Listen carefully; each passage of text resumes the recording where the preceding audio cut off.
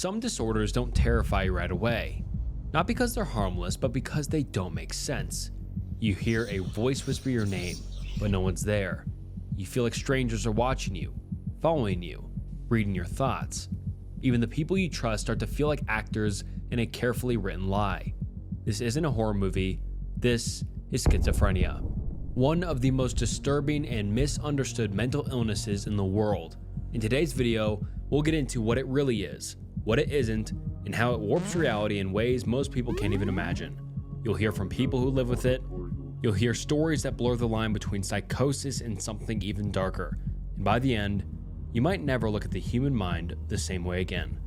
If you like videos like this, like and subscribe. It helps more than you know. Let's begin. What is schizophrenia? Schizophrenia is one of the most misunderstood mental disorders on the planet, and that misunderstanding is part of what makes it so disturbing. According to the DSM-5, schizophrenia is defined by a mix of delusions, hallucinations, disorganized thinking, abnormal motor behavior, and negative symptoms, things like emotional flatness, lack of motivation, or social withdrawal. To be diagnosed, at least 2 of these symptoms must be present for at least 1 month, with some signs lasting 6 months or longer. But this isn't just about seeing things that aren't there. It's about losing your ability to tell what is there in the first place. It's not split personality. That's a completely different condition. Schizophrenia doesn't mean someone turns into another person. It means reality itself becomes fragmented, distorted, and unreliable. It usually begins in the late teens to early 30s, though signs can appear earlier. Men often show symptoms slightly younger than women. Roughly 1 in 100 people will be affected at some point in their lives. That's millions of people worldwide. And for many, it doesn't start with a dramatic break. It begins with subtle shifts, paranoia, confusion, and a creeping sense that something is off, until one day, it all snaps. This is schizophrenia, and for those living with it, the nightmare is real.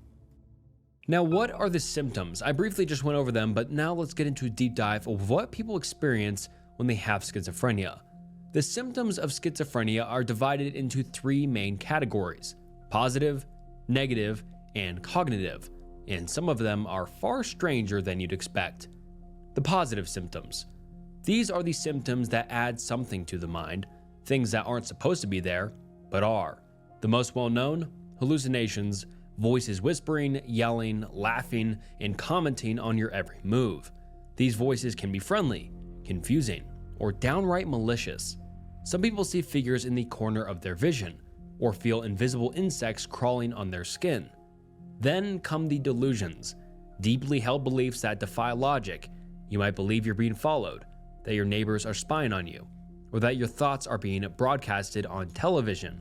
Even with no proof, even when it hurts, the belief remains unshakable.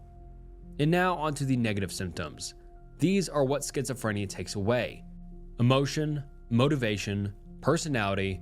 Someone once vibrant and expressive may become withdrawn, unresponsive, a blank stare where there used to be life and joy. This is called flat affect, a lack of emotional expression.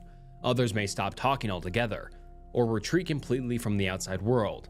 It doesn't always look scary. Sometimes it just looks like someone slowly fading out of existence. And now the cognitive symptoms. These are deeper, affecting memory, focus, and how a person thinks. Imagine trying to follow a simple conversation, but every sentence slips through your mind like water. Or trying to speak, but your thoughts won't stay in order. This is disorganized thinking, where speech becomes jumbled, fragmented, or nonsensical. In extreme cases, it's called word salad, when phrases are thrown together with no meaning at all. It's not stupidity, it's a brain at war with itself. And now, the disturbing and bizarre manifestations. Then there are the symptoms that are so strange, they almost sound made up. Some believe that their organs have disappeared inside them, that they don't have a stomach, so there's no need to eat. Others are convinced that their thoughts aren't private, that strangers can hear their thoughts, or worse, insert thoughts into their mind. It's called thought broadcasting or thought insertion into the person experiencing it. It feels horrifyingly real. You can't see it on an MRI, and you won't always notice it from the outside. But inside, the person's world has stopped following the rules. and every second is a battle to survive a reality that no longer makes sense. And now that you have a decent understanding of schizophrenia, let's get into some stories of people who live with this illness. Schizophrenics of Reddit. What is the scariest hallucination, visually or audibly, that you have ever experienced? Snipers. One Friday evening, I was watching TV and happened to be playing with a flashlight that I'd left on the coffee table. Boom. Next thing you know, I'm in a full-blown hallucination. I heard a special forces team out the window as they were sneaking out of my backyard. I flashed the light around the room, and they got quiet, and they misunderstood my intent. They thought the light was mounted on a rifle.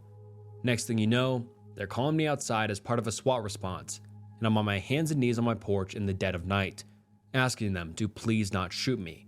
I must have stayed out there for 2 hours, with my hands locked behind my head, as the snipers got more and more nervous about what I might do.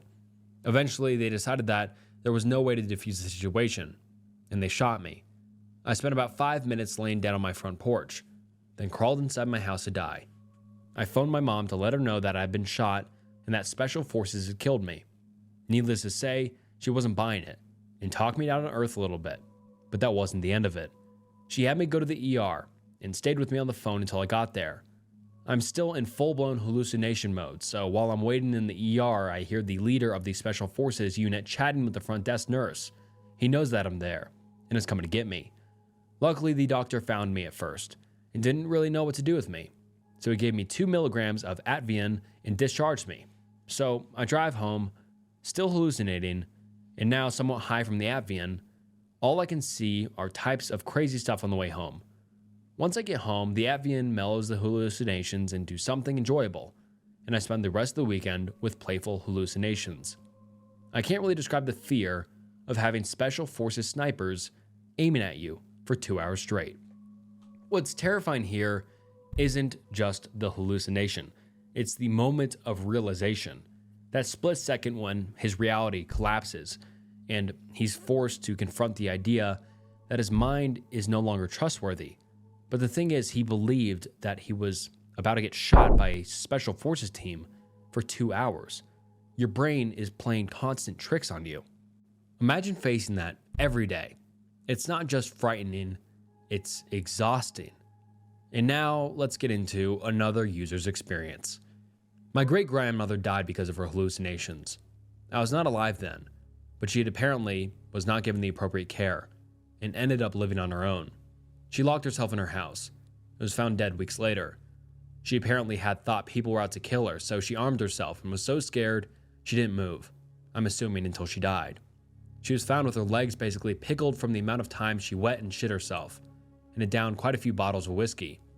When her house was cleaned and sorted through, they also found dozens of stolen purses with literally nothing taken from them. To me, that is the most terrifying way to die. So convinced that people are coming to kill you that you starve yourself to death while pickling yourself to death. My cousin, who is my age, also has it. She frequently believes that she is more than human and has to go back to the hospital frequently from psychotic episodes. From what I glean, she hears spirits and occasionally sees them. She also has so many S-word attempts it breaks my heart. It's hard to get close to her because, again, she sometimes thinks she is beyond human. When she's in that state, although not scared in any sort, she alienates herself to the point of S-word tendencies. I'm glad modern days we have more of a solution for her. I don't want her to end up like our great-grandmother. I fear occasionally that I may have symptoms of it, but not to that extent. It's mostly during manic swings of my bipolar that I hear things and see things. I've never directly seen anything other than motion from the corners of my eyes, and I just hear inaudible whispers. But when it happens, it comes with a massive, overwhelming fear of impending doom, which is the scary part. Hearing whispers is okay. Hearing whispers and being confident that you're about to die, that adds a layer of terror to the whispers. To be honest, what I should do is stop smoking weed and need mushrooms and plain WOTG psychedelics, knowing full well that this demon is in my possible genetics. So, I guess the scariest hallucinations is the invisible, impending doom. Medicated paranoid schizophrenic here. Out of all the various recurring, excruciating delusions of pain, death, and extreme paranoia, Few have come to scare me as much as this one. Buckle up, folks. I'm awoken, the night sky illuminated by a half moon. Outside my window, possibly a reflection, a face looks back at me. Bearded, helmeted, looks kind of like those biker zombies from 7 Days to Die, to give a better picture. The face contorts and twists and turns and goes inside out, then back to normal. Looks like it's laughing now. Starts moving towards me, through the window. Now inside my bedroom, not 3 solid turds from my face, laughing. I scream silently, too afraid to make a sound, to even blink. The face hovers, menacingly staring deep into my soul, and shedding it to pieces. In a rare moment of clarity, I start praying to every god I know, from Jesus to Odin to Krishna to Osiris and back, begging for mercy, please, anything but this. The face then loses its face, becomes a skull, a bastardized mix of human and cow that is hard to describe with words. It had horns. It was horrifying. I thought I knew I was going to die. This laughing skull was going to kill me. In a final act of malice, it crept towards me, staring deeper and deeper into my eyes, further shredding and searing my soul with its pure hatred. I closed my eyes for the first time in ages, and when I opened them, it was gone. Looking around, my alarm clock displayed 3:04 a.m. The half moon, a sideways frown, reminded me that I was in danger. That the skull, the face, it was sent here to hurt and kill me. I didn't sleep again for another 2 days, and even then, I had almost collapsed from exhaustion. That's the end of that memory, as painful as it is to relive. It is important because it reminds me why I take my meds, to never be afraid of things like that again. I have a reoccurring memory of killing someone with my car and hiding the body in my garage. This never happened, and I've never had a garage. This was one of my first hallucinations that pushed me to get help. Even after years of therapy and medication, I still occasionally feel the pressure and anxiety associated with the event, which never happened. Trust me when I say, I've researched and confirmed over and over that this didn't even happen, though it feels as real as eating breakfast this morning. And before we get into the next story, there's something you really need to understand. People with schizophrenia aren't just confused, and they're not just playing pretend. When they see something that isn't there, or hear a voice no one else can hear, to them, it's as real as the chair they're sitting on, as real as the shirt on your back right now. Think about that. Look at what you're wearing. Feel the fabric, the texture, the temperature. That's how certain they are of what they see. You can tell them it's not real, you can beg them to snap out of it, but in their mind, you're the one who's confused. Schizophrenia doesn't just create hallucinations. It literally erodes the boundary between what's real and what isn't. They're not just seeing things, they're convinced of them. The voices know their name. The shadows follow them for ages, and the thoughts in their head aren't yours anymore. And if no one believes you, if the people around you keep insisting it's all in your head, that only makes the delusion stronger, because now they're a part of it too. Part of the setup, the lie, the trap. To someone in the middle of schizophrenia or psychosis, there is no doubt. And that's what makes schizophrenia so terrifying and so easy to misunderstand. On to the next story. A demon appeared on a door on my balcony and said, "You can't help me. No one can help me." When I went inside, it moved up the wall into the ceiling and said that I was coming back in 2 minutes to take me to hell. I started feeling a pulsing move up my left arm, which led me to think I was going to have a heart attack. It came back and I was so scared that I ran out of my apartment. What followed was a situation that lasted in real life only about 2 days, but the timeline in the delusion lasted 6 months. At some point during the night, the cops tased me about 10 miles from the house and my heart ended up stopping. In the delusion, the demon had captured me and taken me to hell, where I was chained and being forced to smash my head into a glass wall. In real life, I was in someone's backyard trying to bash my head through their sliding glass door. Apparently, the owner of the house tried to shoot me with a shotgun, but missed. At some point, I was too tired in the delusion and fell to the ground. The demon continually told me that this was only going to get worse if I didn't continue. I had no energy, so I gave up.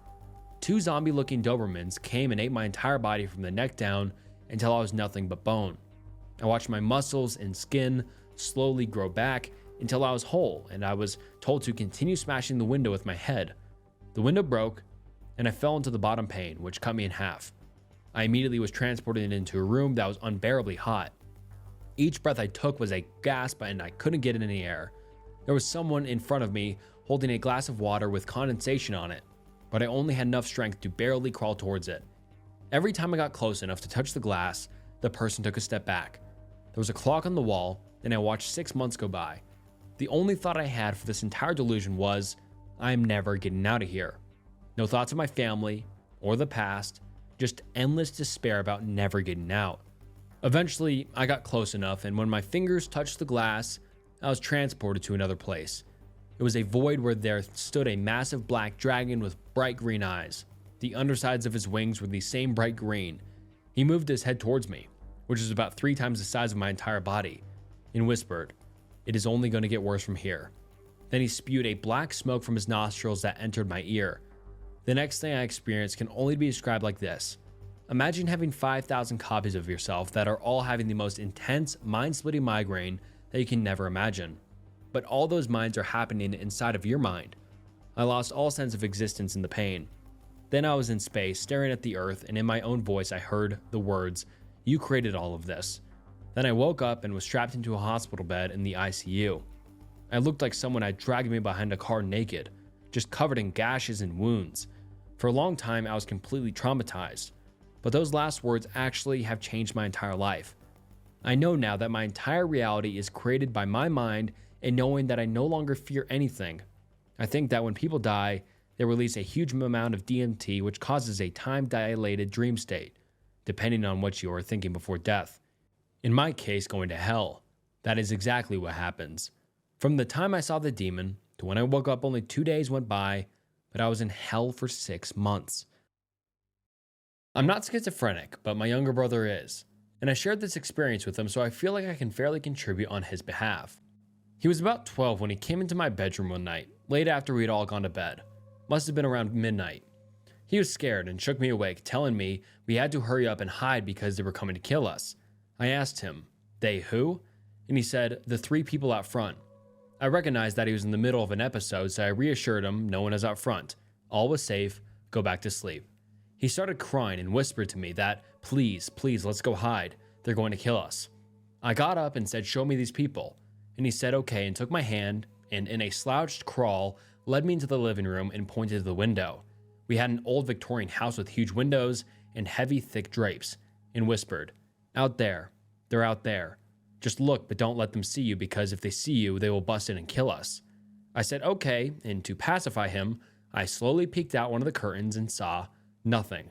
So I looked away and said, "Johnny, there's no one out there, see?" As I'm yanking the curtain back to expose the outside. He lets out this god-awful scream and grabs me and tries to drag me upstairs, all the time crying loudly. They saw us. Now they're going to kill us. Hide. This wakes up the entire household, and my mother comes running out asking what is going on, and my brother tells her that there are 3 people out front with big knives, and they're going to break in and kill us all, that we have to hide. My mother grabs him by the shoulders and says very calmly to him, "There is no one outside. Look at me. You were safe. There is no one outside." My brother starts to cry again and says, "But mommy, there is. Please believe me. They're going to kill us. Please, mommy, believe me." My mother motions to me to open the front door. My brother goes spastic and flying his arms tries to pull us all away from the front door screaming, Don't. They're going to kill us. Mommy, they're going to kill us." My heart breaks for him and the genuine fear he is feeling, and I tell him, "It's okay. I promise if I open the door and you see those people, I will slam it shut and we'll run and hide, okay? But if I open the door and we don't see those people, you have to stop crying and go back to bed, okay?" In a tearful nod, he says yes, and then hides behind my mother as we all gather around the door. Just to be safe, I peek out the front door blind and see no one, so I slowly open the door, and he shrieks a whimper, and I open the door wide and see nothing. We all look, and there really is nothing. As I start to unlock the screen door, our huge German Shepherd that's out at night comes up on the porch, starts wagging his tail, excited to have a late night company. I turn to my brother and say, "See, if there were people out here, don't you think Chef would eat them up all alive?" We all gave a nervous laugh as my brother shakes his head in agreement. So I said, "There's no one out there, right?" And my brother says no, so I remind him of our agreement, and he just looks off like dejected and scared. So I unlock the screen door and let Chef in to love on my brother for a few seconds. Suddenly, my brother looks over at the screen door and freezes. I see it and say, remember, there is no one out there. And my brother, in a forced whisper, says, they hiding behind the tree. Don't look. They think we can't see them. Hurry, shut the door. I again remind my brother that he said there was no one out there, and he again starts to cry and says, but they're hiding behind the tree. I didn't see them, but now I do. They're still there. Frustrated, I said, okay, if they're there, what do they look like? And he proceeds to say, the big guy in the middle is wearing jeans and a black leather coat. He's holding an axe and smiling great big at me. The other man is shorter and wearing jeans and black boots like a motorcycle guy wears, and he has a hat on over long dirty blonde hair, and the woman is wearing a long dress and a floppy hat with long black hair, and she has a knife too. The short guy has a gun. Then urgently he whispers, I think they saw us. We all quickly turn to look out, and I say, there's no one out there. And I open the door and send Chief back out, saying, get him, Chief, get him. Chief gladly bounces back outside, only to look around confused like, what am I supposed to get? My brother says again in a whisper, they saw us. Then he lets out this scream, shut the door, they're coming, shut the door. I look out and see nothing, and Chief has decided that he's had enough of this game and goes and lays down by the front steps guarding the entrance. My mother looks beyond frustrated and extremely tired. We've got school and work in the morning, and here we are at 3 a.m. struggling with my brother's mental illness. Somehow, though, what we are suffering through doesn't compare to what he is suffering in his mind, and all I can do by the time is watch my mother cry as she hugs my brother. Long story shorter, I go outside and walk the path to our door by the tree and wave my hands at him, then re-enter saying, see, no one's there. Now you promised, stop crying and go to bed.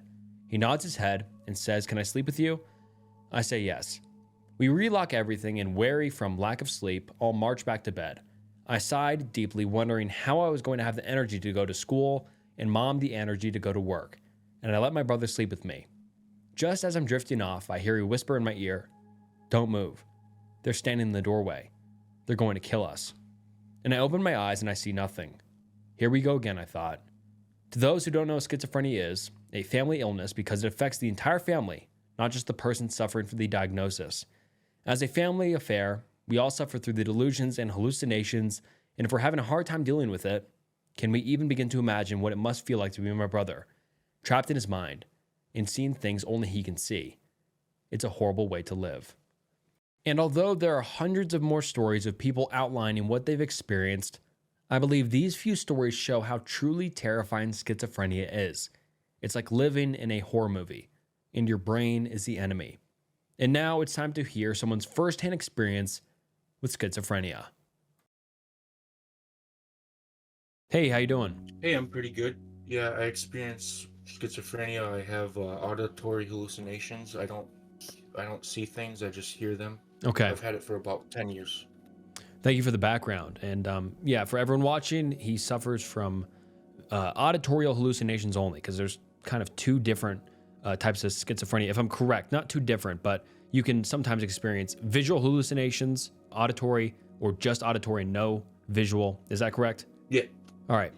And on to the first question. When did you first realize something wasn't right? And what was going through your head at the time?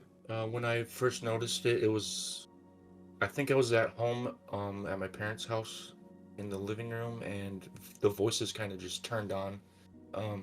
For people who were living with me or knew me, they could tell something was wrong for months, but it wasn't clear to me until the voices just turned on. And when the first voices kind of turned on, what was that? Was it scary, or was it natural in some sort of way, or did it feel completely otherworldly, so to say? I mean, it was really clear and it sounded like a real person's voice, but it wasn't through my ears. It's like I can hear it in my mind. Mm-hmm. So it was off-putting and worrying. And I told someone right away. I didn't want to play with that, so I just told someone right away, and then I got help. And how old were you when that first happened? 10 years ago, I think I was 21. Okay. Most people get or start showing signs of schizophrenia when they're 18 or late teens to early 30s, right? Or if you know about that? Yeah, okay. Yep, it can be hereditary, and my great-grandmother had it. It can stay dormant in you for a while without you knowing. Interesting. And was it just triggered by anything? Because I know some people say, smoking weed can trigger it, or doing certain drugs can trigger it, or was it just kind of out of the blue for you? I think it was just out of the blue, Interesting. but yeah, I've heard that it can be triggered by like weed and stuff like that. How were you officially diagnosed, and what was that experience like for you? Was it surprising? Was it scary? Were you kind of, overwhelmed that you were schizophrenic, or did you kind of expect it at that point? I expected it at that point because I was in the clinic first for like 6 days and they told me that's probably what I had. I was diagnosed like a month or two after that. I didn't really know what to make out of it. I definitely wasn't ready. Yeah, I don't know how you could be though. yeah. I mean, I can't imagine. Can you describe what it feels like to experience a hallucination, or for your case, a auditory hallucination? It's really weird because it's off-putting and it makes you anxious, it makes you nervous. I mean, depending on what kind of auditory hallucination you're having. Like some people can hear noises, some people hear random phrases. I hear voices that follow a storyline and they have identity. Mm-hmm. So it's hard. And they play with delusions and manipulation and lies. And that kind of leads us to our next question. What's one delusion you've had that felt completely real at the time? There was a time I was at my grandparents' in the front yard, and they live in the country and they have a very long driveway to their house. And the voices were telling me that they're going to come and get me and they're going to do whatever they want to me and my family. And uh, I was outside in the front and I saw a car come in. It was like a white Impala. It came into the driveway and just stopped and sat there for like 30 seconds, a minute. And the voices were saying it was them. And then they decided that for some reason to leave and the car actually left. And I don't know what Mm-hmm. the deal was with that car. And it was out in the country, so there's no cars that should be in the driveway. Does that kind of come with a paranoia as well? Because that seems like, Oh, yeah. you're paranoid about everything or only certain things. Only certain things that have to do with the voices, I would say. Mm-hmm. And so they kind of lead you to be paranoid, or are you paranoid and Oh, then it leads to the voices, or is it kind of both ways? for me, it leads me to being paranoid Yeah. about certain things that like pertain with the voices. How do you tell what's real from what's not, especially during an episode? And for example, the car, like, did you ever kind of have a inclination in your mind that, hey, this isn't real? This is probably just the voices playing with me, or is it just, your delusion? And so you completely believe it, or do you kind of have a moment to step back and realize, or what? For me, I've never had like really bad episodes where I'm just thinking it's definitely real like that. Mm-hmm. But the fear drives you, and it's not like I was giving into complete delusion, but it was definitely scary. And because of the fear, I was like, no, that's not real. I can't believe it. I don't want it to be Yeah. real. Like, what are the voices saying to you, or like threatening? Were they coming to hurt you or something like that, or something else entirely? Yeah, they were threatening to come and get me.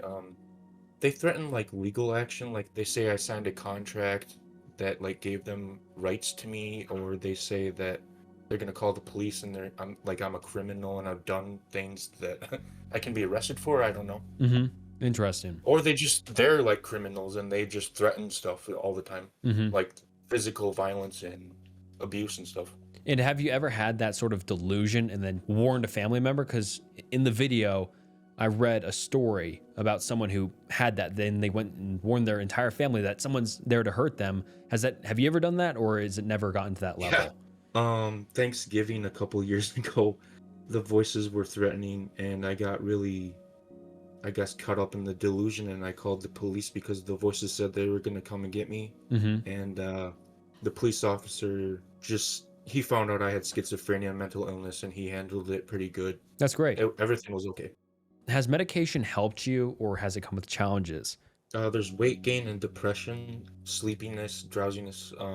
I don't really deal with many of the symptoms, Mm-hmm. but the medication definitely helps. Other people can tell when I'm off of it. Does the medication completely like drown out the voices, or does it kind of like just damper it? I don't really know how to explain it. It doesn't affect the volume of the voices. It doesn't stop them. I know that some people it does stop the voices, but it doesn't even affect like the audio volume of them in my head. I still hear them, probably even the same amount. It helps with like paranoia, stress, and anxiety, So stuff you like just that. so It you just doesn't don't help believe them. directly. So to say, like you just Yeah, like they're just like, oh, that's the voice, and so it kind of separates you from the voices, so to say. yeah. Interesting. How has schizophrenia affected your relationships with friends, family, or love relationships, or anything like that? How has it affected that? Family, it brings you closer because you're dealing with problems and you're coming together. With friends and relationships, it's sometimes you can have delusions where it targets your friends and you might not want to hang out with them anymore. I have had that in the past. Just people that I'd rather not trust or be around. Typically friends that are like not as close or Yeah. newer friends. So you just might think they just might do something because you're not as close to them. That makes sense. In this interview, had any voices or like throughout this interview, or like are they just always on in the background or anything Well, like that's that? the thing about them. When I'm talking, I can't really hear them or pay attention. Like when I'm talking out loud Yeah, with people, that's like the best time to get away from them because, you're yeah, distracted. I'm not paying attention. Yeah, Okay, that makes sense. How has living with schizophrenia changed the way you see yourself or the world around you? because of the nature of my voices that follow a storyline, I morality and evil, good and evil, and like faith and religion all comes up, and it makes me think about my own evil, my own demons, and like other people's. Hmm. Yeah, it just makes me question things a lot more and think, Is there anything that makes the schizophrenia worse on a bad day? Stress or anything like that? oh yeah, anything that causes stress can heighten the voices or the symptoms. And is there anything that consistently like quiets them? Like you just said, talking helps. Are there any sort of other activities? I mean, in my head, I would think like maybe video games or something kind of help because you're distracted, or does that not help? Or what type of activities help you more? Um, yeah, things that are more interactive that require concentration. Video games, because there's chatting and there's music, listening to music, like blasting it in my ears. I love doing that at Hmm. work. But sometimes it's drowned out by the voices, and it's like all consuming, and you're almost pulled into just talking to them and arguing. Whenever you have a voice talking to you, do you talk back? Or like, do they yell at you? Or do they just talk to you? Or how many there are there? Like, I'm very interested into kind of like the storyline you kind of described. You don't need to get too personal, but just like vague, I guess. How many are there? It's been a lot. Like some of them aren't even around anymore, but they always try to take an identity. I've had like movies, actors and actresses, but like it's their voice, but that's obviously not them. If someone watching this just got diagnosed, what would you want them to hear right now? To keep hope, have something that you believe in. You need something that drives you. You can't really be ready for this, so you need to have a good support system, and you need to know that you're stronger than you think you are. And if you think you're weak, that's probably a sign that you're actually strong, or stronger than you think at least. Yeah. Well, I appreciate your time and your answers. I think a lot of people will find this very valuable. Thank you so much. Oh yeah, thank you. Myths versus reality. Schizophrenia is one of the most misunderstood mental disorders in the world. And when something is misunderstood, it becomes feared. Feared things get twisted in the news, in movies, even in everyday conversation. So, in this section, we're going to run through a few quick-fire questions, rapid myths you've probably heard about schizophrenia, and then immediately break them down. Try to answer them yourself before I do. Let's see how much of what you think you know is actually true. After that, we'll go deeper into why these myths exist and the damage they continue to cause. Let's start. Question 1. People with schizophrenia are dangerous and violent. No. Studies show that people with schizophrenia are far more likely to be victims of violence than perpetrators. The vast majority are not violent, especially when treated. Question 2. Schizophrenia means you have multiple personalities. No. That's dissociative identity disorder, a completely separate condition. Schizophrenia affects perception and thought, not personality fragmentation. Question 3. Once you have schizophrenia, you can't recover?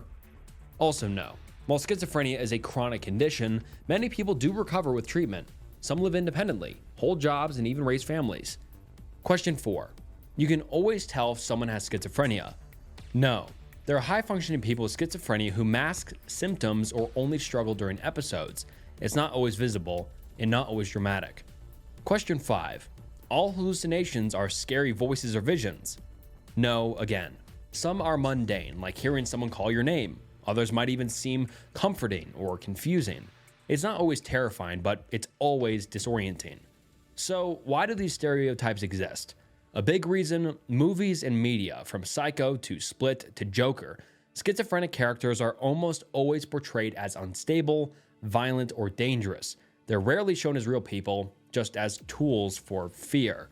And when the news cover mental illness, it's often only in the context of crime, reinforcing the idea that mental illness equals danger. But the truth is more complicated. Yes, untreated psychosis can lead to confusion and unpredictable behavior, and even risk. But violence is not the norm. In fact, people with schizophrenia are up to 14 times more likely to be victims of violence and abuse than to commit it. By believing these myths, we isolate people who are already struggling, and we make them afraid to speak up, to seek help, or to be honest about what they're experiencing, which can lead to untreated schizophrenia, which then becomes dangerous. The most disturbing cases in history. Schizophrenia isn't just a disorder of the mind. In rare cases, especially when untreated or misunderstood, it can lead to outcomes that feel like something out of a horror movie where a lot of the stereotypes come from. These are not the norm, but they are real. Richard Chase, the vampire of Sacramento. Richard Chase was a man gripped by extreme, untreated schizophrenia. He believed his blood was turning to powder, that people were poisoning him, and that he had to drink blood to survive. In 1977 and 1978, he committed 6 brutal murders, all while under the influence of bizarre delusions. He would break into homes, believing he was invited. He believed his actions were necessary to stay alive. He had been institutionalized before, but released, misdiagnosed, and forgotten. And what followed was one of the most chilling killing sprees in American history. Edward Einhorn, the Invisible Prison. Edward Einhorn never hurt anyone, but his life became a quiet tragedy. Diagnosed with paranoid schizophrenia in his 20s, he believed the government was tracking him, that his food was being poisoned, and that people could hear his thoughts. He withdrew from everyone. No one could convince him otherwise. He died alone, locked in a self-imposed exile, not from fear of others, but from fear of reality itself. Sometimes schizophrenia doesn't explode, it just erodes the person. The case of Janie Schofield, childhood schizophrenia. Janie was diagnosed at just 6 years old, one of the youngest public cases of childhood onset schizophrenia. She had violent hallucinations of animals attacking her. She spoke to dozens of imaginary people. Her parents documented her story and their struggle to keep her and themselves alive. Janie's case wasn't criminal, but it was disturbing in its own way. It showed how early, how deeply, and how destructively schizophrenia can take root, and how helpless even a loving family can feel. The case of Margaret Mary Ray, the stalker of David Letterman. Margaret Mary Ray struggled with delusions that she was married to talk show host David Letterman. She repeatedly broke into his home, stole his car, and once camped out on his tennis court. The public treated it like a joke, a harmless stalker with a celebrity obsession. But the truth was heartbreaking.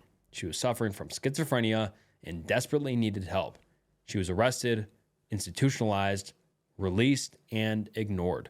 Years later, she died by S-word, her final escape from a world that couldn't make sense anymore. Now, onto the final chapter of today's video. Can you recover? Schizophrenia doesn't have a cure, but that doesn't mean there's no hope. Recovery is possible, not always in the way people expect, but in a way that can still lead a full, meaningful life. Antipsychotic medications are often the first line of defense. They help reduce hallucinations, manage delusions, and bring clarity back to thought.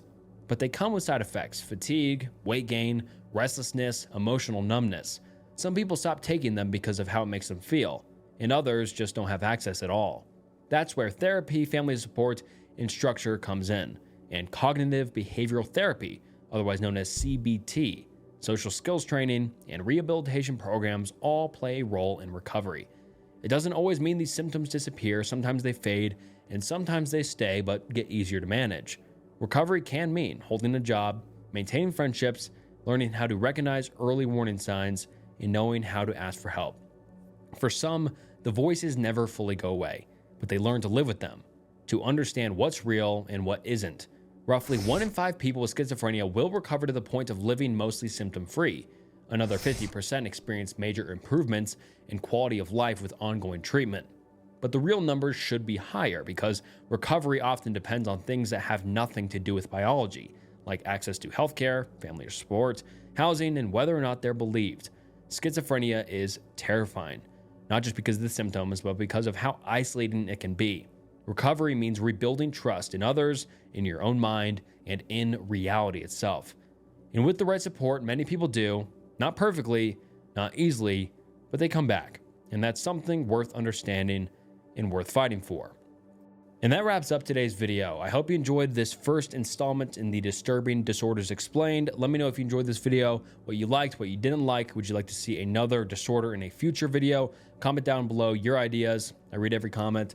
And if you enjoyed this video, please like the video and subscribe to the channel. And I'm sure you would enjoy another video on the channel, so check it out. And I appreciate you watching to the end of the video. Did you enjoy the interview and did you enjoy the structure of the video? Thank you so much for watching. This is Snook, and I'll see you next time. Bye.